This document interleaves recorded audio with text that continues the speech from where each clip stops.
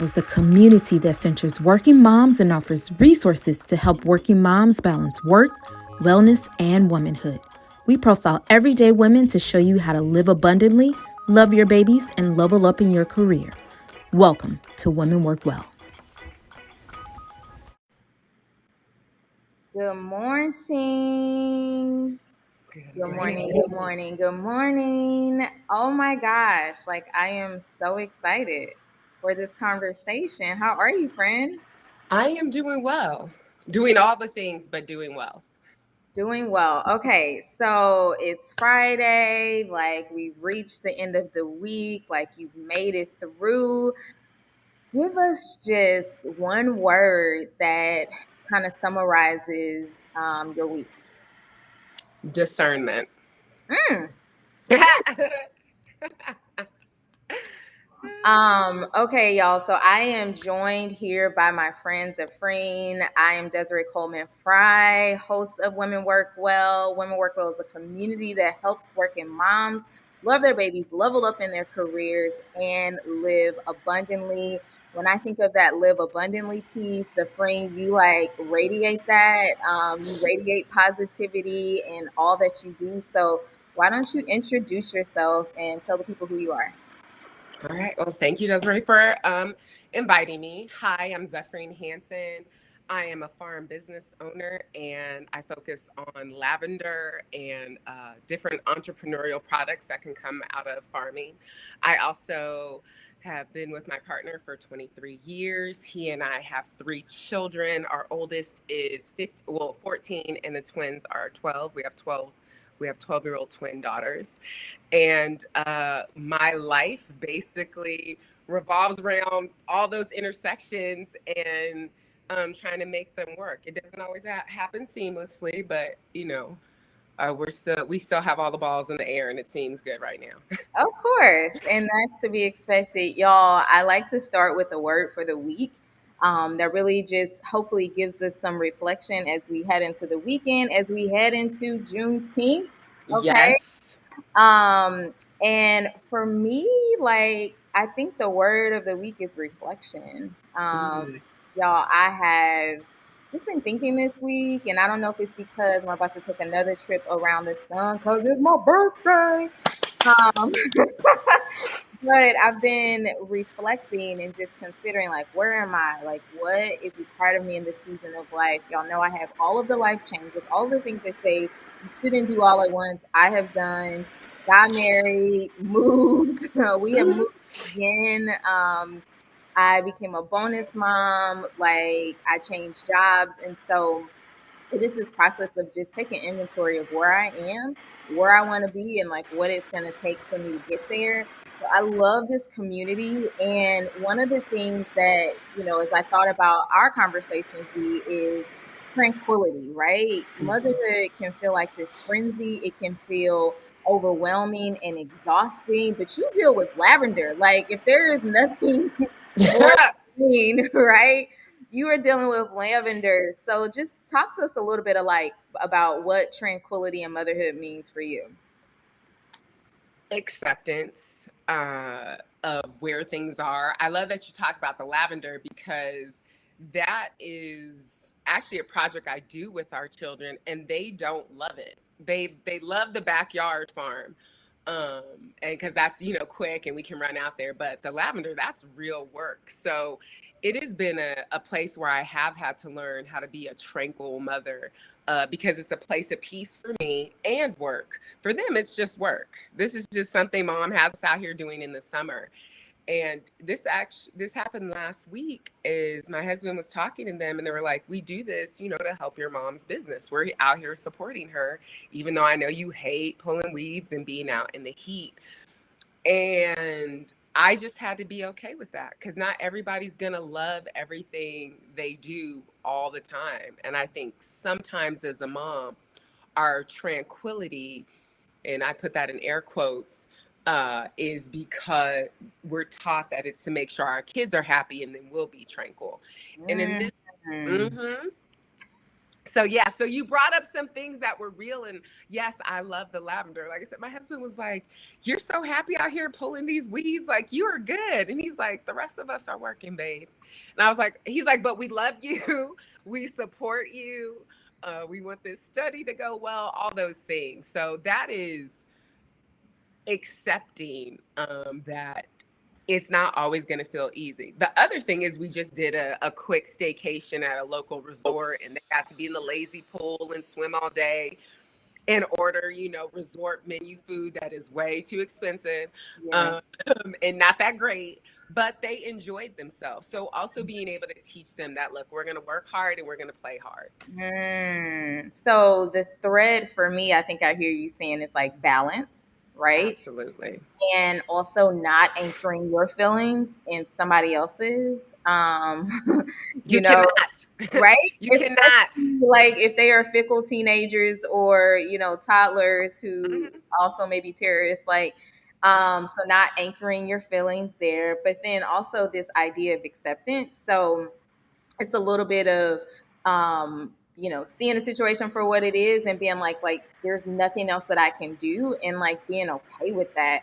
I feel like that is not what we're taught. Like, we are taught to serve and to cater and, like, make Take sure. no time for ourselves. Like that's almost, a sin in motherhood, to take any time for yourself, to do things for yourself, um to center yourself in any way. I mean, just like to ask, like, hey, I need X, right? You ask your um, partner that, like, are you like, I've had it up to here, I just Oh, need a we moment. do that before because we've already, done the had it up to here.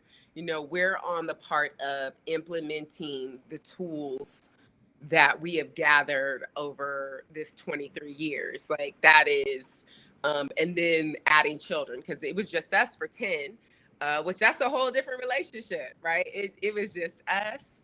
And then now, we have teenagers and we take turns. Like we really do take turns. The other thing is, I mean, I have an amazing assistant at our home, and she's actually going to college in July. But after having hired her, I decided, like, nope, my whole goal is to find another her. Like, pray for her, write about her in my journal, like, because she was a complete game changer. Okay. So I'm going to dig into this because you said a few things. Number one, it's not just being like, oh my gosh, like I'm so stressed, but then like recognizing, okay, you keep getting to this point. So what do we have to do to like make sure that you're okay and that you're well? So talk to me about like what you and your husband came up with and how y'all figured that out. One, we do things just for ourselves. That's not always easy, but just for us as individuals. Again, I will say, like, 23 years, people say they want that, but that is work. That's commitment. That is growing together, giving each other space in a way that's healthy. So there is that. You take time for you, I take time for me. Uh, Again, having, an assistant in our home because we homeschool prior to the pandemic. And we needed support. So she's really a part-time teacher. So leaning on her, because most people have their kids out of the house anywhere from 4 to 8 hours a day. So you were homeschooling. That's a Mhm. whole other thing. We're gonna stick a pin there and then come back, right? But when you talk about the support that this young woman provided in your home, like what did that include? Uh, Going over their lesson plan with them, doing the science projects that are messy and they go outside, just even taking them to the museum, the park with me, right? So it's more you can breathe, right? Because trying to manage 3 children by yourself, sometimes even teenagers can be a bit much. So that's how that was really helpful, is allowing her to really be a part-time teacher, because I was doing it all. I was teaching and running a business and kissing boo-boos. I'm sorry, y'all. You may be getting a little bit of background noise, but I apologize for that. So, for someone who is struggling, who is feeling like, okay, I don't have the resources to hire someone, like, what would you say to them? Like, what are some ways that they can build in um, tranquility naturally into, where they are? My go-to is to set up your children based on whatever their age they are in a safe space for them to manage themselves.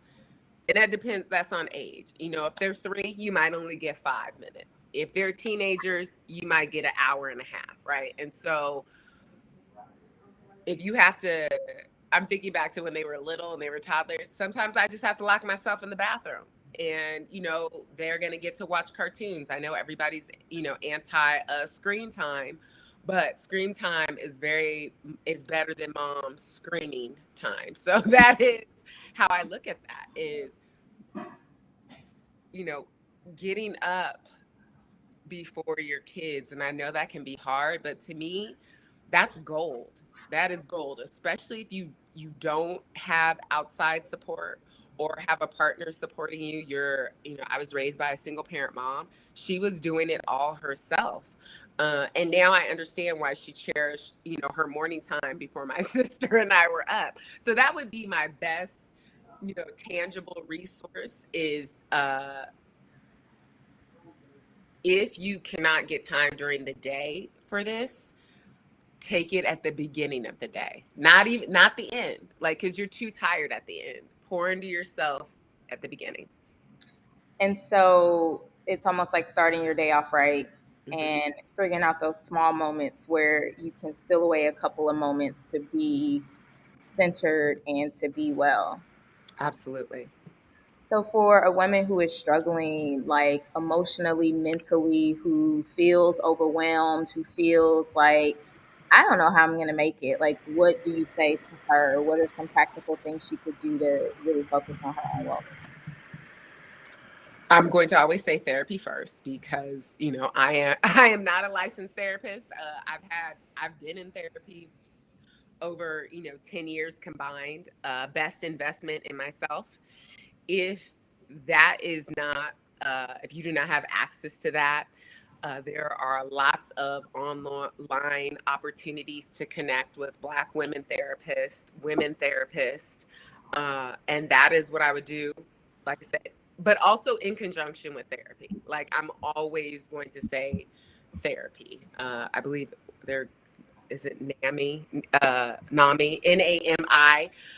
They have lots of resources based on your intersections, woman, Black woman, veteran, and I highly encourage people to do that.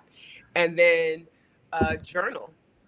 Find some kind of creative, outlet, and it could just be as like a yellow pad. It doesn't even have to be a fancy journal, of getting whatever is out in your mind that is negative, and also then saying what you want. So you use journaling, to just take all that's happening up here and get it Hmm. out, right? But Hmm. then to use that to kind of like take action. Absolutely. I would say when I'm getting out the negativity, I prefer like little slips of paper that I can recycle, because, You like I don't want to literally keep throw it them. away.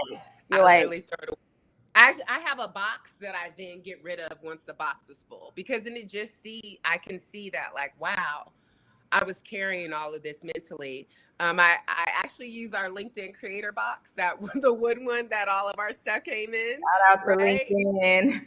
Okay. Uh, so I throw them in that wooden box, and then I release that. I use my journal though as a way to talk about what I want, what I am Mm, looking towards. Even, mm, like I said, even this morning, all kinds of stuff is going on: business stuff, house stuff. My amazing assistant was sick this week, so that meant I was doing hair. I was doing all the things that, she helps me be great. I tell that to people all the time. She helps me be great, because she focuses on the things that, the girls and Alexander don't really need me to do. Cora and Kayla don't need me to do. So I can put that energy, and make sure, I we're love paying for that. college and stuff. So you are getting some affirmations in the chat here. Denise says that she wakes up early and remembers sort of Yeah. like that time. I'm not Mm-hmm. gonna lie, that's not my gift. I mean, to know yourself is Farmer. I'm farmer and prior military. Like getting up early. That's when all the like in my mind, I'm like, yes, I do sleep in, but like the morning time is, so magic to me. okay, so hear me out. Like to know yourself, to love yourself. And so I think I'm setting myself up. If I'm like, I'm gonna get up early, I'm gonna get up. Everybody's gonna make it to where they need to go, but Hmm. this early business. But I do love what you said about like having specific moments of serenity throughout your day. I think sometimes too, if folks are working remotely, it's like grind, grind, grind, grind, grind. And it's like just never taking a moment to just like stop and process, hey, what am I feeling? What's Hmm. going on in here? And I think also too, I don't know if I shared this here, but I love like going on walks. And I mentioned that we moved and I feel so blessed and thankful and grateful. So we're like settling in. But part of that move is like now I can start to like go take walks and be active. And so one day I was like going on a walk and then my daughter like came to the door and she's like, "Mommy, can I go with you?" And I was like, "Nope." And I sped up and she's like, "Mommy." And I was like, I will be a better mom if you just let Hmm. me go. Like, just give me a few Yes. minutes. I will be a better mom. And like, I came back and I was able to like re-engage and like, I was centered and well. So I do love. I am so happy that you said no. Like, literally, there was one time somebody was like, "Mom, I want to go," and they had an attitude on my whole walk. And I was like, you know what? You can walk home and let me enjoy. You're just out here bringing your negative energy, out into nature. Right. And so that's why I said, I'm glad you said no. That is, again, I learned the lesson from that walk. I said, okay, let mommy have her walk. If you want to go, when I come back around, so yes. I love it. He was like, I'm out. No, I sped up. I have a shade. I have a good friend, Karen Marie, and she is always just like reminding me, take some time for yourself. I think that's so hard. I know that you love nature. Talk to me about like what you do in nature and like Hmm. how that supports your wellness. Well, one, I love that you said the walking. And I'll post it after this. I took a walk last night. Like I said, the week wasn't quite going the way. I actually took two walks yesterday. One with my partner, and then in the evening by myself. And I really, depending upon your spiritual belief and practice, but I really do find like source, higher power, God, however you describe, in nature. Often like the trees will just rustle, and even in the winter you see them sway, there's no leaves, and it just reminds me that someone created this. There was a seed, it had to grow, some of it died, then it came back, and so it allows me to pull my energy back to me, and then also just be blessed by the energy of being outside. And then like farming, like I said, farming kept me outside. And then I was like, oh wow, there's other stuff to do. And we live in Denver, and Highline Canal is like this. You go walk it, and we moved here. I didn't even know what it was until I went walking. I was like, oh, this place is amazing. So it allows me to slow down. I find inspiration. Um, yeah, I just have nothing but good things to say about it. So I would say if folks are like, but I live in an urban jungle, or like finding, even if you're not able to physically get out in nature, like stop, taking a look out a window, looking at the birds, flow by, opening up a window to hear like all that is beautiful. I think it's really Nature sounds too, your because sound. not always like I'm originally from the West Coast, and I like ocean water, and so that's not here. So I hear streams, but sometimes I just put my Spotify on and find some ocean water and just you know sit and breathe. So and if you're in an urban jungle, whatever, like a nice rock honestly can just remind you that the earth, like, one of my daughters collects rocks, and Same. I'm like, my 12-year-old collecting rocks. yeah, okay, Get these rocks and put them somewhere. okay. And so, but it grounds her, right? Right. And so those are the You things. grounded in your room. Like, I just don't want to find random rocks. I give up. I literally, I will get this house back when, either they're in college or whatever their next steps are in life. That's another thing about motherhood. Like, embrace what this is. I definitely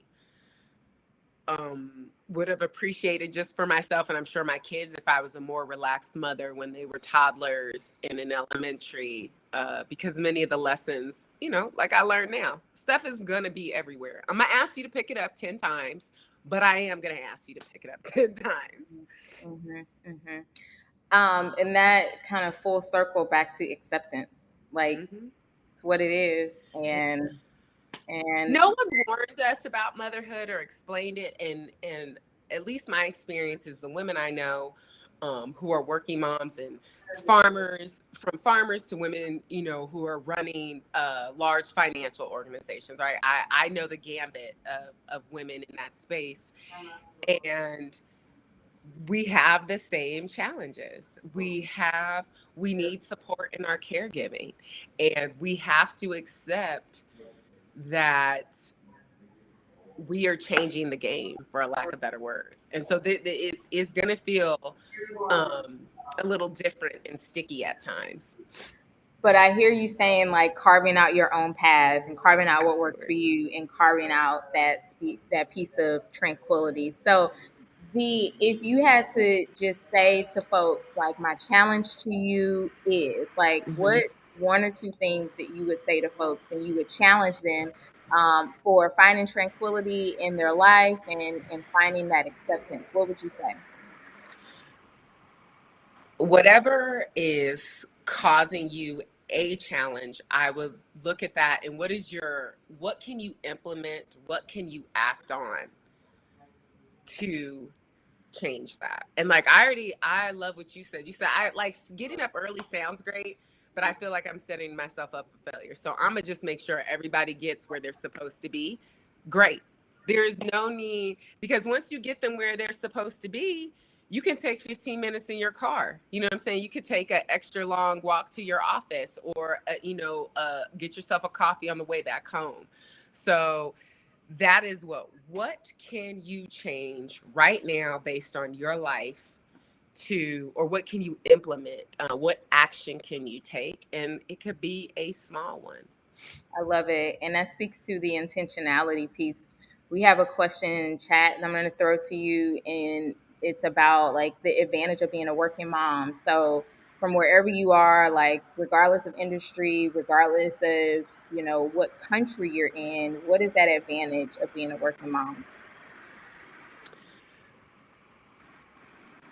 I have to say, I can't say the advantage is being a mom. I am a woman who wanted to always have my own career. And I also was a woman who believed I would always be a mother, specifically to twin girls. So, like, I feel like, my prayers, my hopes are answered.